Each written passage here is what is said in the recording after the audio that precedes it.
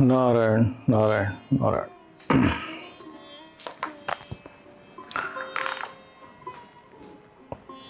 गजाननं भूतगणादिसेवितं कपित्थजम्बूफलचारुभक्षणम् उमासुतं शोकविनाशकारकं नमामि विघ्नेश्वरपादपङ्कजम्। वक्रतुंड महाकाय सूर्यकोटिसमप्रभ निर्विघ्नं कुरु मे देव सर्वकार्येषु सर्वदा। गुरुब्रह्मा गुरुविष्णु गुरुदेवो महेश्वर गुरु साक्षात् परब्रह्म तस्मै श्री गुरुवे नमः। या देवी सर्वभूतेषु बुद्धिरूपेण संस्थिता नमस्तस्यै नमस्तस्यै नमस्तस्यै नमो नमः। या देवी सर्वभूतेषु शक्तिरूपेण संस्थिता नमस्तस्यै नमस्तस्यै नमस्तस्यै नमो नमः। वन्दे देवं उमापतिं सुरगुरुं वन्दे जगत्कारणं वन्दे पन्नगभूषणं मृगधरं वन्दे पशूनां वन्दे सूर्यशशाङ्कवन्यनयनं वन्दे मुकुन्दप्रियं वन्दे भक्तजनाश्रमजुगलं वन्दे शिवं शङ्करं। शान्ताकारं भुजगशयनं पद्मनाभं सुरेशं विश्वाधारं गगनसदृशं मेघवर्णं शुभाङ्गं लक्ष्मीकान्तं कमलनयनं योगिभिर्ध्यानगम्यं वन्दे विष्णुं भवभयहरं सर्वलोकैकनाथं। कृष्णाय वासुदेवाय हरे परमात्मने प्रणतक्लेशनाशाय गोविन्दाय नमो नमः। कृष्णाय वासुदेवाय हरे परमात्मने प्रणतक्लेशनाशाय गोविन्दाय नमो नमः। ओम नमो भगवते वासुदेवाय। ओम नमो भगवते वासुदेवाय। ओम नमो भगवते वासुदेवाय। ओम नमो भगवते वासुदेवाय।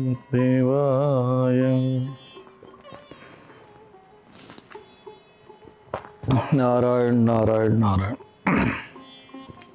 तो हम भगवद गीता के चौथे अध्याय के 14वें श्लोक की ओर बढ़ते हैं। भगवान कहते हैं नमाम कर्माणि लिप्यन्ति नमाम कर्माणि लिम्पन्ति न मे कर्म फले स्पृहा इति मां यो विजानाति कर्म भी न स बध्यते।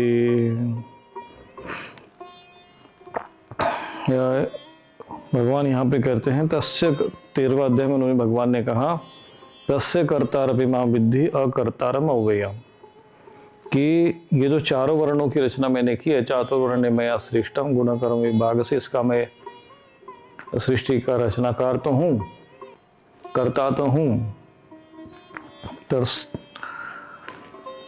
उस सृष्टि रचना आदि कर्म का कर्ता होने पर भी मुझ अविनाशी परमेश्वर को तू वास्तव में अकर्ता ही जान।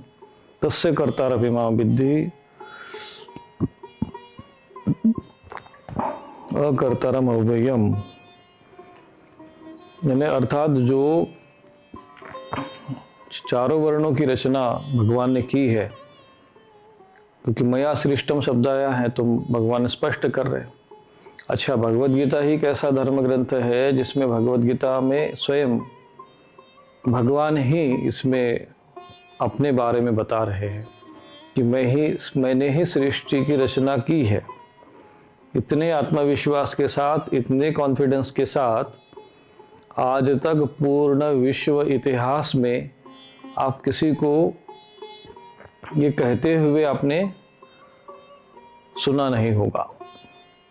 भगवान स्पष्ट कह रहे मया सृष्टम, मैंने रचना की है।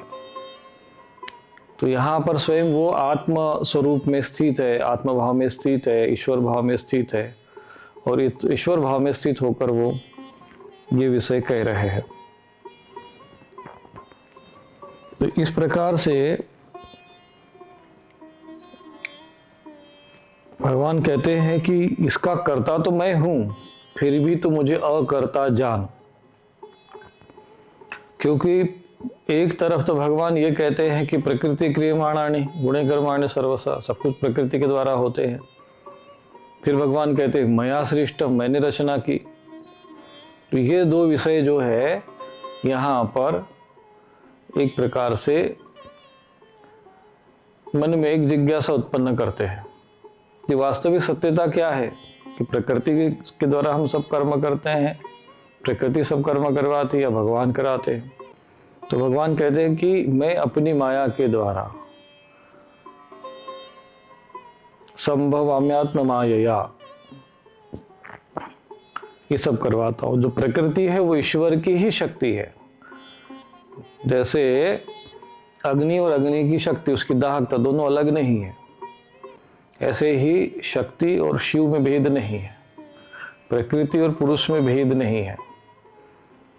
इसलिए एक तरफ तो भगवान ये कह रहे हैं कि मया सृष्टम, मैंने रचना की है, वो ब्रह्म भाव में कह रहे हैं।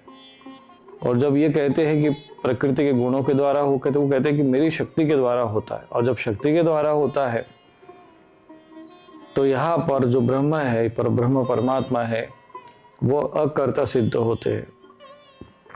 क्योंकि कर्तृत्व का भाव नहीं है, कारण के द्वारा कार्य हो रहा है। यहाँ भगवान दृष्टा भाव में स्थित होते हैं।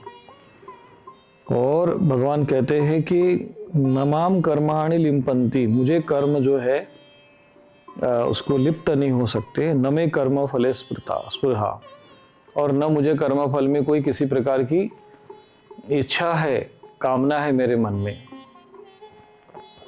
और बंधन कहाँ होता है? अब यहाँ पर एक बड़ा रहस्य है कि भगवान जब कह रहे हैं कि मुझे कर्म फल में किसी प्रकार की कोई स्पृहा नहीं है ना, अच्छा इच्छा नहीं है, तो निश्चित रूप से वो कर्म जो है वो बंधन कारक नहीं होता है। और वो जो करता है वो एक प्रकार से अकर्ता हो जाता है, क्योंकि निष्काम भाव से हो गया।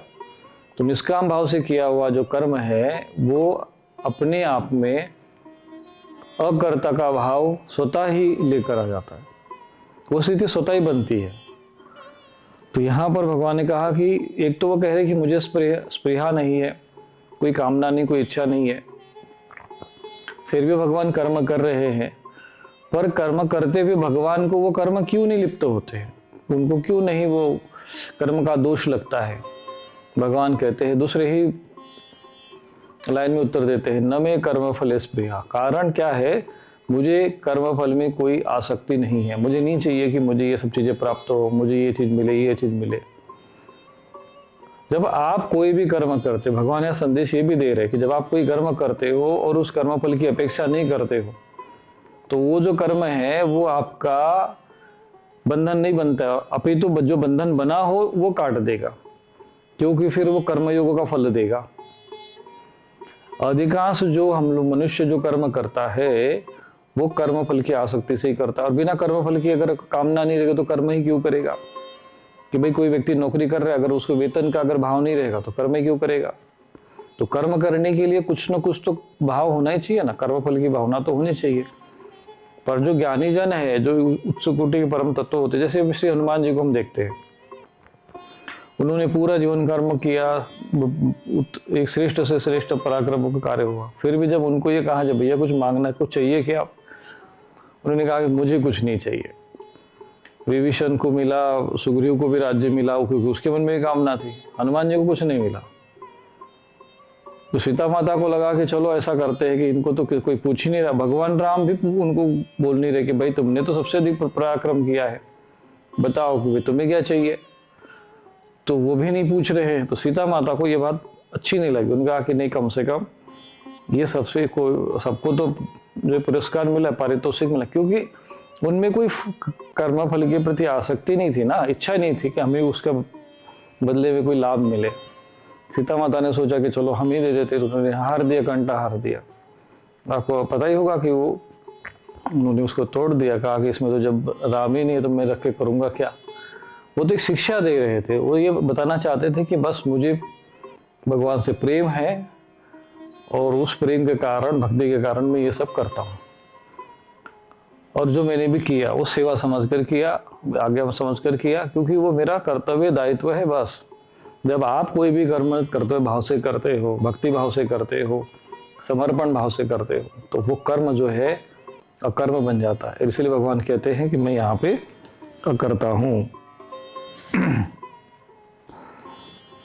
और इस प्रकार से इति माम यो भी जानाति, अगर मुझे कोई ऐसा अगर जानता है तो वो भी कर्मफल से कर्मों में नहीं बनता। क्यों? क्योंकि जब तुम कर्म भगवान के इस दिव्य कर्म को, भगवान ने भगवद गीता में पहले ही कहा कि जन्म कर्म च मे दिव्यम, मेरे जन्म और कर्म दोनों दिव्य है। अब भगवान कहते हैं, क्योंकि एक तो जन्म होता नहीं है, कहीं अजन्मा है, भगवान कहते मैं अजन्मा हूँ, फिर भी जन्म हो रहा है। भगवान कहते मैं कर्म नहीं करता हूँ, फिर भी मया सृष्टम कहते हैं। इसीलिए ये दोनों का एक रहस्य है। और क्यों रहस्य है? क्योंकि ये जो कर्म है उसके पीछे जो रहस्य है वो बड़ा दिव्य है। भगवान कहते हैं जन्म कर्म च मे दिव्यम योयम वेत्ति तत्वतः, और जो उसको तत्व से समझ जाए, त्यक्त्वा देहम न पुनर्जन्म, फिर उसका कोई पुनर्जन्म नहीं होता है। इसीलिए भगवान की लीलाओं का चिंतन करना चाहिए। भगवान राम ने बाण कैसे मारा, भगवान कृष्ण ने लीलाएं कैसे की, कैसे नृत्य किया, ये सब चीजें नहीं जानना चाहिए। उसी में वो लोग उसी में उलझा के रखे तुम लोगों को। कथा वालों ने कथा सुना सुना कर ये भगवान ऐसे नाचते थे, गोपियां ऐसे करते थे, रासलीला ऐसी हुई, ये हुआ वो हुआ। उसके पीछे जो रहस्य है, तत्व है, भगवान का जो अकर्तापन है कि समस्त कर्म करते हुए एक एक रहस्य, वो जो गूढ़ता है वो आपको समझ में आएगी। और ये आपको हारमोनियम बजाने वाले, ढोल बजाने वाले नहीं समझा सकते। इसीलिए शास्त्र में कहा है कि तत्विधि प्रणिपाते न परिप्रश्न सेवया उपदीक्षन्ति ते ज्ञानम ज्ञानिना तत्वदर्शिना। तो तत्वदर्शी महापुरुष है, तत्वज्ञानी महापुरुष है, उसको समझो। अब तत्वज्ञानी महापुरुष तुमको हारमोनियम लेकर ढोल बजाकर नहीं समझाएगा, वो अनुभव करता है, परमात्मा की उन लीलाओं को देखता है, अनुभव करता है कि कैसे वो कर्म करते हुए अकर्तापन रहते। ऐसा करते करते करते परमात्मा के उस मूल तत्व को समझ, चिंतन करते करते वो स्वयं ही जाना तो तुम्हें ही हो जाए। इस तरह से वो मुक्त हो जाता है। ये मुक्त होने का एक और सरल उपाय भगवान बता रहे हैं कि जो मेरे कर्म फल, जो कर्म मेरे है, इसको यदि तत्व से समझोगे तो तुम भी कर्म फल से मुक्त हो जाओगे, तुम बंधन में आओगे, तुम बंधन में नहीं आओगे। जन्म कर्म च मे दिव्यम योयम वेति तत्वतः, तत्व से जानना है। और तुमको ये तत्व ही नहीं बताया जाता है, बाकी तो सब बताएंगे। रुक्मिणी जी का विवाह कैसे हुआ, फिर वही नरसिंह भगवान कैसे आए, कैसे ये किया, वो कथा सुनाएंगे। कथा के पीछे जो रहस्य है, गूढ़ता है, तत्व है, तत्वतः जानने से नहीं, केवल जन्म और कर्म जानने से। भगवान कहते हैं जानने से तो सब लोग जान रहे, जन्म कर्म च मे दिव्यम योयम वेत्ति तत्वतः, जो तत्व से जानता है। और तत्व से तो तुमको जो तत्वदर्शी महापुरुष है वही बता पाएगा, जो उस विषय को अच्छे से, गहराई से, समझदारी से समझता हो, जो ज्ञान देने का भाव मन में रखता हो। इसीलिए ज्ञानी महापुरुषों की शरण में जाना पड़ता है। बाहर से तो तुम्हें पता चल जाएगा भगवान ने ये किया, वो किया, कर्म किए, तुम्हें उनकी कर्म की कथा पता चल जाएगी, जन्म की कथा पता चल जाएगी, लेकिन उसके पीछे जो तत्व है वो कौन बताएगा? हाँ ना, ये भजन गाने वाले और ये सब हारमोनियम लेकर भगवत कथा करने वाले ये थोड़ी बता पाएंगे, इनको पता ही नहीं है तत्व क्या होता है। उसके लिए साधना करना पड़ता है, तप करना पड़ता है, यज्ञ करना पड़ता है, वो सब करना नहीं है। और दूसरी बात क्या है, भगवान की जब आप कथा कर रहे हो, प्रवचन कर रहे हो, तो करने के पीछे भाव क्या है वो मुख्य होता है। कर्म करने वाले जो कथा करवाने के चक्कर, अरे मेरी तो भागवत कथा चल रहा है, अरे भागवत कथा भगवान की होती कि तेरी होती? नहीं बोलती मेरी चल रही है भागवत कथा, देखो कितनी बड़ी भाग्यवत, कितना पंडाल बड़ा है, इतने लोग आए, इतने खा गए, यही चर्चा होती है। कभी तुम लोगों ने भागवत कथा में गए और उसमें जो ज्ञान की चर्चा, क्या वहां पर भागवत कथा में ज्ञान की चर्चा हुई? इस पर जो है आपको कभी चर्चा करते हुए लोगों को देखा सुना नहीं होगा। हम भी जब भागवत कथा करते थे तो 4 घंटा तो हम लगभग उसमें बोलना पड़ता था। हम उसी रहस्य को समझाते थे, लोग सुनते भी थे। ऐसा नहीं कि समाज सुनना नहीं चाहता है, तो सुनाने वाले का भाव तो नहीं था, उसको तो लगता है सामने वाले का मनोरंजन कराना है, आधा घंटा इधर उधर का बात बस कथा सुना देनी है, बाकी समय ढोल बजाते हुए हारमोन बजाते नाचने कूदने में टाइम पास कर देना है, बस बात खत्म। उसको लगता है हो गया काम हमारा। भगवान कहते हैं कि तत्वतः जानो। इसी प्रकार से भगवान के जो कर्म हैं, जन्म जो कर्म हैं, यदि कर्म के पीछे अगर रहस्य है वो समझ जाओगे तो फिर तो तुम भी मुक्त हो जाओगे। इस दृष्टि से भगवान की कथाओं का श्रवण करना चाहिए। यदि तुम दोष दृष्टि रखकर करोगे तब भी तुमको कोई लाभ नहीं। ऐसे लोगों को तो चलो संसार में तो कमी है नहीं, नराधमों की कमी तो है नहीं, वो काल्पनिक भी कह देंगे।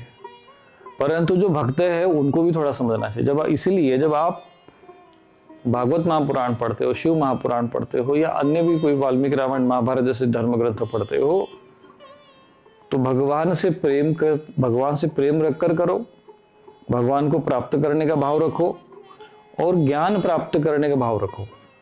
यदि ये तुम्हारा भाव है तो तुमको ये तत्व पता चल जाएगा। नहीं, भागवत में तो जाना है, सब लोग जा रहे तो हम भी चले। अब बड़ा अच्छा चुटकुला सुना रहे थे, बड़ा अच्छा भजन था, नाच रहे थे, गा रहे थे, बड़ा अच्छा भंडारा हुआ, बहुत बड़ा मंडप था, बहुत बड़ा पंडाल था। पहले ऋषि मुनि यहाँ कथा हुआ करते तो कोई पंडाल वंडाल हुआ करता था।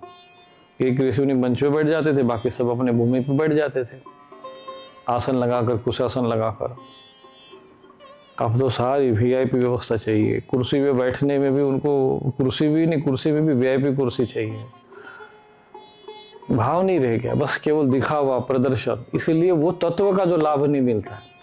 ऐसे ही यदि भगवान के कर्मों को समझेंगे, भगवान कहते हैं इति माम यो अभिजानाति कर्म भी न सबद्धते। अगर जान जाएगा कि भगवान के कर्म करने के पीछे क्या रहस्य है, आखिर क्या कारण है कि भगवान जो है जो इस कर्म बंधन में बनते नहीं है। एक तो उन्होंने उसका समाधान भी कर दिया, न मे कर्म फले स्पृहा, ये रहस्य है।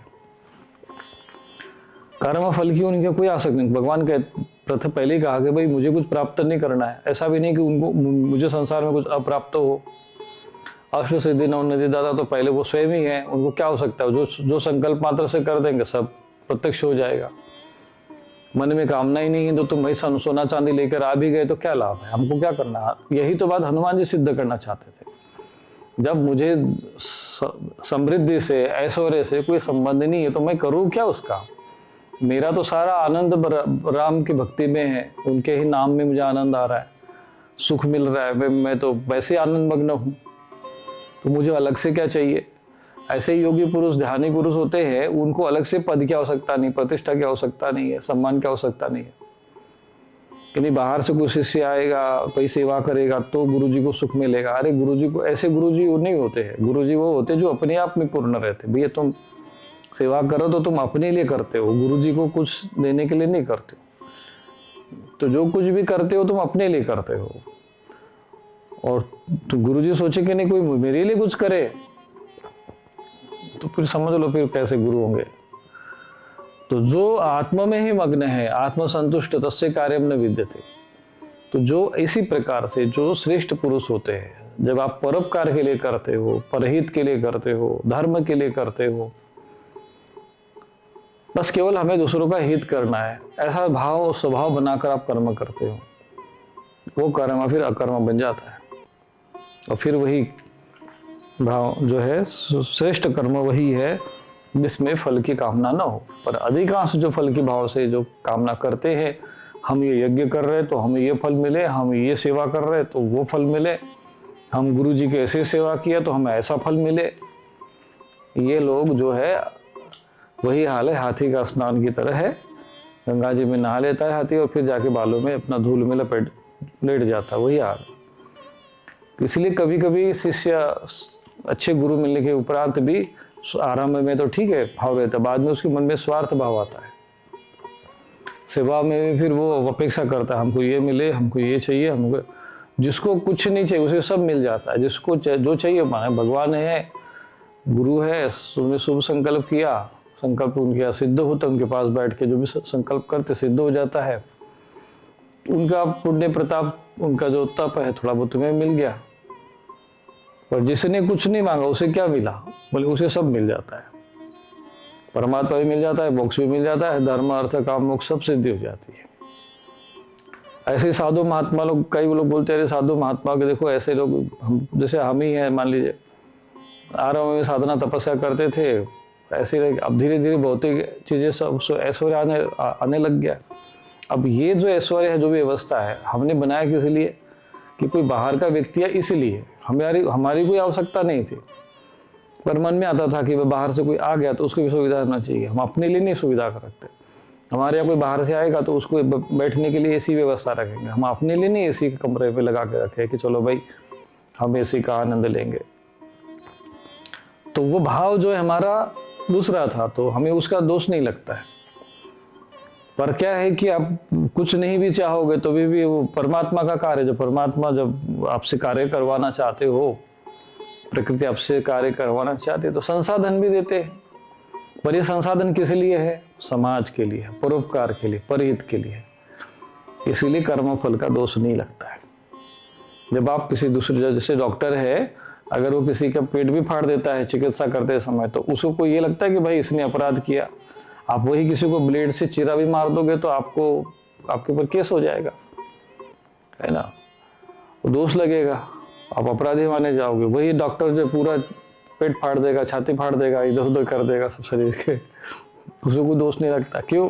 क्योंकि उसका भाव ये नहीं है, उसका भाव बचाने का भाव है, मारने का भाव नहीं है। ऐसे ही सैनिक वहां जो बॉर्डर पे खड़ा है तो उसका भाव क्या है, रक्षा का भाव है। किसी की हत्या करना, वध करना, मारना उसका भाव नहीं। उसके भाव में जो उसने जो बंदूक हाथ में ली है तो वो उसको मारने के लिए नहीं है। जो लोग हजारों लाखों करोड़ों लोग हैं उनकी रक्षा के लिए है, तो भाव रक्षण का है। तो इसीलिए कर्म वही है पर दोष नहीं लग रहा है, अपराध नहीं। उसके बजाय उसको मेडल मिलता है, पुरस्कार मिलता है। अरे इसने तो 10 लोगों को मार दिया, वहां बॉर्डर पे 20 लोगों को मार गया, तो लो इसको बड़े परमवीर चक्र दो। क्यों भाई, इतने लोगों को मारा फिर उसको परमवीर चक्र। अब वो कोई मूड व्यक्ति सोचे कि भाई देखो इसने 20 लोगों को मारा, परमवीर चक्र मिलेगा, तो हम भी 20 लोगों को मार देते हैं। सैनिक नहीं हो और फिर वो भी सोच ले कि मैं भी दूसरों को मारूं तो मुझे परमवीर चक्र मिल जाएगा, तो ऐसा तो संभव नहीं है ना। तो क्योंकि उसके पीछे भाव दूसरा है। अब इसके मन में पुरस्कार का प्राप्त करने का भाव है, उसके मन में राष्ट्र की रक्षा करने का भाव है। तो राष्ट्र की रक्षा करने का भाव है, इसीलिए उसको वो पुरस्कार मिल गया, उसको पुण्य मिल गया, उसको स्वर्ग भी मिल गया।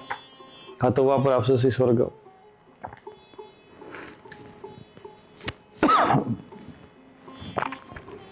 तो इस प्रकार से ये कर्म जो है, कर्म का रहस्य होता है, कर्म के पीछे भाव, ये महत्वपूर्ण होता है।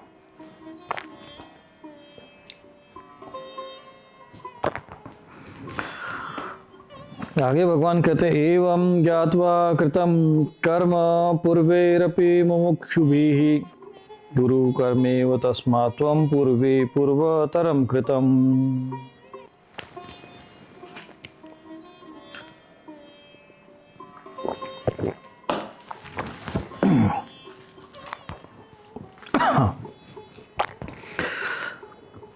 पूर्व काल के मुमुक्षुओं ने भी इस प्रकार जानकर ही कर्म किए हैं, इसलिए तू भी पूर्वजों द्वारा सदा से किए जाने वाले कर्मों को ही कर। भगवान यहाँ पर कहते हैं कि एवं ज्ञात्मा कृतम कर्म पूर्वेरपि मुमुक्षुभिः, क्या मुमुक्षु शब्द आया है।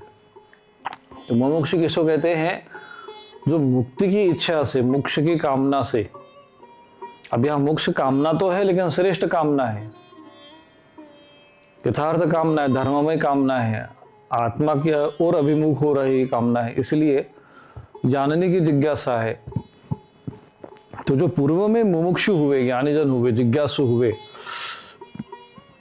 अर्जुन भी यहाँ पे मुमुक्षु ही है, क्योंकि वो कहता है ना कि मैं तो आपका शिष्य हूँ, वो भी मुमुक्षु है। तो जो पहले जो मुमुक्षुगण हुए, ज्ञानीजन हुए, उन्होंने भी ऐसे ही कर्म किए, इसलिए महाजनों गता है न सपन था। तो हमें ये देखना है कि भाई ये जनक राजा कैसे कर्म किए, भगवान राम कैसे कर्म किए, क्यों कर्म बंधन में फिर भी वो महान हुए, एक श्रेष्ठ पुरुष कैसे कर्म करता है। हमें दूसरों के कर्म के पीछे वो रहस्य दिखना चाहिए, उसके प्रति ईर्ष्या रखना, अश्रद्धा रखना, या अधिकांश लोग दूसरों को श्रेष्ठ है तो उसके प्रति ईर्ष्या भाव रख देते हैं, अरे ये कैसे इतना आगे बढ़ गया, कैसे कर गया। अरे तो उसे ईर्ष्या रखने से अच्छा है ना, जाओ उसी से पूछ लो कि भाई आप इतना कैसे आगे बढ़े और तू भी आगे बढ़ा, समस्या क्या है। नहीं, उसमें ईर्ष्या रखना, फिर उसके कार्य भी जलन रखना, द्वेष भाव रखना, शत्रु भाव बनाना, फिर उसकी टांग पीछे खींचने का प्रयत्न करना, उसमें अपनी ऊर्जा खपाना, ये मूढ़ लोगों के कर्म होते, मूर्ख लोग होते। बुद्धिमान होता है दूसरों से श्रेष्ठ ले, उसकी प्रेरणा लेकर वो स्वयं भी आगे बढ़ता है। तो जो कपटी नीच होते हैं वो थोड़े से दूसरी प्रकृति के होते हैं, वो सोचते हैं कि भाई इनको हानि पहुंचाओ, इनको कष्ट पहुंचाओ, इनको अपमानित करके फिर अपन सम्मान पाओ। ये कर्म जो होते हैं ये ऐसे कपट प्रकृति के लोग करते हैं। इसीलिए जो श्रेष्ठ कोई व्यक्ति है समाज में, कोई व्यक्ति आगे बढ़ रहा है, धन संपत्ति में हो, बुद्धिमान हो, ज्ञानवान हो, विद्वान हो, तो उससे ज्ञान प्राप्त करने का प्रयत्न करना चाहिए, उसे शिक्षा प्राप्त करना चाहिए, उससे प्रेरणा लेना चाहिए और आगे बढ़ना चाहिए, उनके प्रति श्रेष्ठता का भाव रखना चाहिए। तो इस प्रकार से जो मुमुक्षु होते हैं वो इसी प्रकार से कर्म करते हैं। और कुरु कर्मे व तस्मात्म पूर्वे पूर्वतरम कृतम, इस तरह से पूर्वजों द्वारा सदा से किए जाने वाले कर्मों को भी तू कर। अब पूर्वजों ने जो हमारे, इसीलिए कहते हैं कि भाई हमारे जो पूर्वज हो गए, यहाँ पे पूर्वे पूर्वतरम शब्द आया है कि जो पूर्व काल जो पहले हो चुके हैं, ऐसे जो ज्ञानीजन श्रेष्ठजन महापुरुष हुए हैं, उनके अनुसार तुम कर्म करो। आगे भगवान कहते हैं किम कर्मेति कवयो पैत्र मोहितः तत्ते कर्म प्रवक्ष्यामि यद्ज्ञात्वा मोक्षसे शुभात्। कर्म क्या है, अकर्म क्या है, इस प्रकार इसका निर्णय करने में बुद्धिमान पुरुष भी मोहित हो जाते हैं। वह कर्म तत्व मैं तुझे भली बातें समझा कर कहूंगा, जिससे फिर तू अशुभ से अर्थात कर्म बंधन से मुक्त हो जाएगा। मोक्ष से अशुभात, अशुभात का अर्थ जो है दुर्गति से, कर्म बंधन से, अशुभ कर्म से, पाप कर्म से तू मुक्त हो जाएगा। भगवान ही कहते हैं किम कर्म किम अकर्मेति, यानी कर्म क्या है और अकर्म क्या है। भगवान ये कहते इसका रहस्य अब मैं तुमको समझाऊंगा। क्यों? बुद्धिमान पुरुष ने कवयो कभी कई कवियों ने, यानी कवि यहाँ पर कवि का अर्थ वो गाने वाले कवि नहीं है जो आजकल वो मंच पे कविता गाते, वो कवि का अर्थ है जैसे वाल्मीकि जी को लोग कवि कहते हैं, महाकवि कहते हैं। तो ये कवि का अर्थ ये काव्य रचना करने वाले नहीं होते, ज्ञान को छंदबद्ध करके, श्लोकबद्ध करके, संक्षिप्त में सूत्र रूप में बनाकर जन समाज के रूप में प्रस्तुत करने वाले को यहाँ पर कवि कहा गया है। केवल कोई ऐसी कोई कविता बना दो, किसी की प्रशंसा में वो कुछ ऐसा दो चार शब्द लिख दो, काव्य रूप में बना दो, वो इसका अर्थ नहीं बनता है। यहाँ पर ज्ञान को, इतिहास को, विज्ञान को सूत्र रूप में या श्लोकबद्ध करके, छंदबद्ध करके उसको ग्रंथस्थ करने को, उसको कवि कहते हैं, महाकवि कहते हैं। जैसे कि महर्षि वाल्मीकि जी थे, तो वो भी मोहित हो जाते हैं धर्म ज्ञान, क्योंकि कर्म क्या और अकर्म क्या है ये बड़ा रहस्य है। अब यही धीरे धीरे भगवान समझाएंगे तो हम भी समझेंगे, जैसे अर्जुन को समझाया है भगवान ने, क्योंकि ये रहस्य जो है भगवान अर्जुन को बता रहे। और सौभाग्य की बात है, हमारा, हम सबका परम सौभाग्य है, क्योंकि उद्देश्य भाव तो उनका यही था कि अर्जुन तो माध्यम है और मैं जो हूँ इस समय साक्षात पर ब्रह्म रूप में हूँ, और स्वयं जो धर्म से संबंधित, अधर्म से संबंधित, कर्म से संबंधित, अकर्म से संबंधित जो ज्ञान है, जो मैं परंपरा से, चूंकि स्वयं ईश्वर होने के कारण वही सर्वश्रेष्ठ ज्ञानी है, इसलिए भगवान कृष्ण को जगत गुरु कहा गया, क्योंकि अब वो तो स्वयं ही ज्ञान ईश्वर थे, तो ज्ञान अब उससे ज्यादा ज्ञानवान कौन होगा। तो भगवान ने फिर ये भाव बना दिया कि चलो कम से कम इसको, अर्जुन को मन में विषाद भाव हो और ये फिर हम ये मना करें और फिर मैं ज्ञान सुना दूं। वो हम ही लोगों के उद्धार के लिए था, तो वो हमको अब सुनने को मिल रहा है। तो वो कहते हैं कि तू उस अशुभ कर्म से, बंधन से बच जाएगा और मोक्ष को प्राप्त हो जाएगा। तो कर्म क्या है, अकर्म क्या है, ये समझना बहुत आवश्यक है कि कौन सा जो है कर्म अकर्म होगा और कौन सा कर्म जो है कर्म होकर वो फल देगा, कौन सा कर्म ऐसा जो कर्म तो है लेकिन फिर भी फल नहीं देगा। यह रहस्य हमें समझना है। जैसे हम कर्म कर रहे हैं, अब वो तो कर्म अशुभ कर्म होगा या शुभ कर्म होगा, पाप हो तो वह अथवा होगा पुण्य होगा।